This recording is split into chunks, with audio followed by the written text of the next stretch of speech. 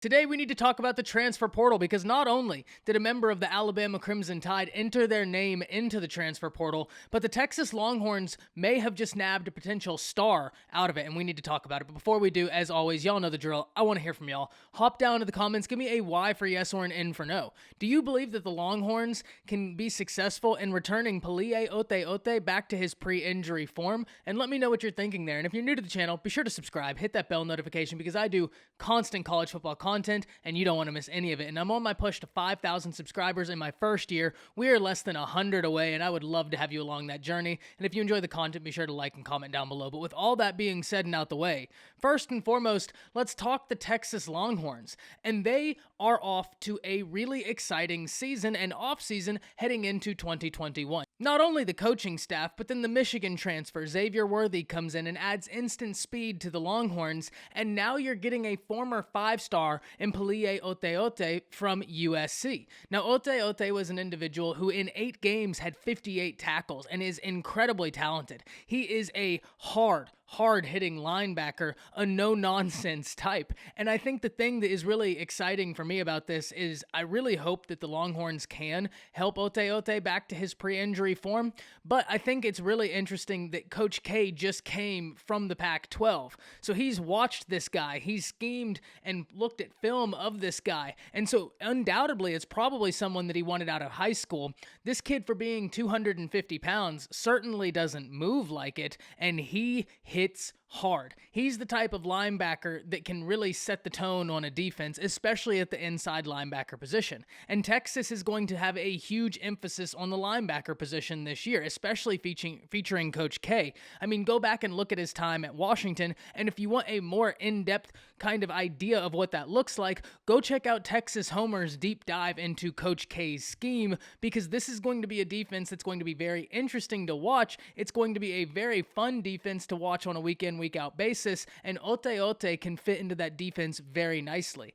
Coach K loves his outside linebacker position, but on any defense, you cannot understate the value of an inside linebacker position. And Sark, being an offensive guy, I mean, he picked on inside linebackers all year, so he knows the importance of having somebody that is very talented at that position. And the USC, if we look at this from their point of view, it always hurts to lose a former 5-star guy. But USC has been recruiting very well. And I know that Texas likes this because Texas has actually lost some players to USC, lost a running back to USC, and then Brian Carrington takes a job at USC. So getting this victory from the Trojans has got to feel good for the Longhorns on multiple fronts. You get a great talented linebacker, a former 5-star guy who is a very much a tone setter on the defense, and then you're able to get that little victory on USC, which really is the cherry on top. It wouldn't have mattered if he came from USC or not, but it does make it all the sweeter, especially when you lost a running back and Brian Carrington to USC.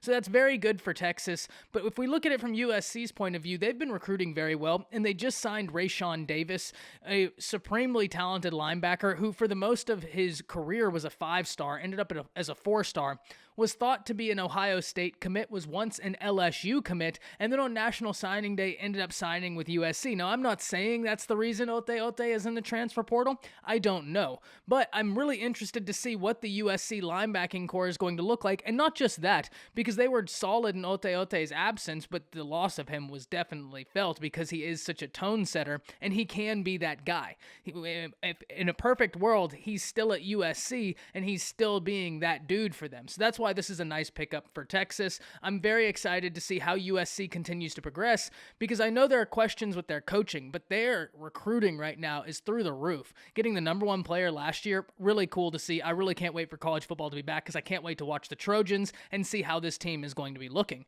But if we now turn our attention to the Alabama Crimson Tide, they are going to be losing, or potentially going to be losing, a player to the portal. Just a week ago, we've been talking about the Crimson Tide hitting a lottery pick in the transfer portal by securing Jamison Williams, the speedster out of Ohio State, and what that would do for this Crimson Tide offense. If you look at the offense, they already have some pieces that they have to be very excited about, even at the wide receiver position that just lost 4 first-rounders in 2 years, a rate of production which has never been accomplished. John Mechie, 100 yards away from 1,000 yards last season, he looks to be the lead guy. But when you're able to add in a guy that's able to take the top off of a defense such as Jamison Williams, you have got to be incredibly excited about that. I mean, this guy's a legit 4-4 all day long and twice on Sundays. This is going to be a great addition to the Crimson Tide, but less than a week later, we get news that Brandon Turnage has entered his name into the transfer portal, cornerback for the Alabama Crimson Tide. And once again, a great player entering his name into the transfer portal because the Crimson Tide are absolutely loaded at the position. But I'm hoping that Turnage is ultimately able to find somewhere where he can utilize that talent and showcase how talented he is and all of his abilities. But if we look at this from Alabama's perspective, it never is good to lose depth. But at the same time, I think that this may be an indication of just how good JaQuincy McKinstry is, the 5-star corner from last year's class. I think McKinstry is someone who's really coming along well, and I think that it also says something not only about McKinstry, but also about Jalen Armour-Davis, because Jalen Armour-Davis is somebody that Tide fans have heard the Tide staff talk about for some time. They've sung his praises for a while, and also members of the team have talked about how talented Armour-Davis is, but unfortunately, injuries have kind of always gotten in the way, and this looks to be his year. You know, right there, that might be a positive note that both Jalen Armour-Davis is looking very, very good in the spring, that JaQuincy McKinstry is coming along faster than people thought, and also a name like Marcus Banks, a guy who had a really solid spring, might be coming along quicker than people think, and it creates a situation where the Crimson Tide, and I talked about this not too long ago, have a loaded DB room. And we need to remember, Terrion Arnold hasn't even come in yet, and based on people I've talked to that kind of are close to that situation, they say this dude's going to come in with a vengeance, and he has been working out ready to get on campus and to get going. Can't wait to see him. This is going to be a really interesting situation, and we're always going to be following the transfer portal, especially with what the last year gave us. This is always going to be an ever-evolving situation, and because of that, the level of intrigue around it will be high. Now, I'm sure most people are still wondering, what will Henry To'oTo'o do? And once again, I hate to have this answer, but we just don't know yet. And I've said this before, but every day that passes that the SEC doesn't make an announcement about an interconference transfer rule and clear that up is a day that's less likely To'oTo'o joins the Alabama Crimson Tide, and a day more likely he goes elsewhere. Ohio State is really trying to get him because they need some help at the inside linebacker position. Now, the Crimson Tide lost an inside linebacker to the draft, but we had a great surprise in the season when Jalen Moody came in relief of Christian Harris for the Arkansas game and played phenomenally. Looked really, really good, was always worried about his job, was always trying to be in position for himself, and one person worrying about their job makes it to where nobody else has to worry about their job, and everybody's load gets a little bit lighter.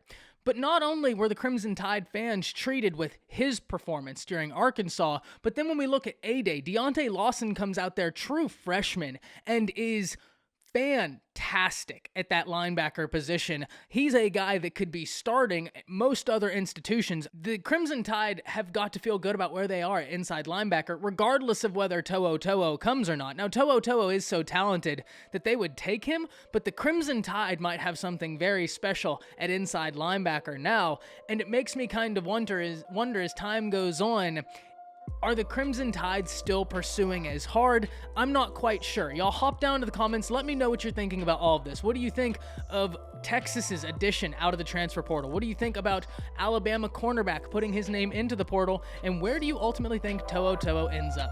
That's it. See ya.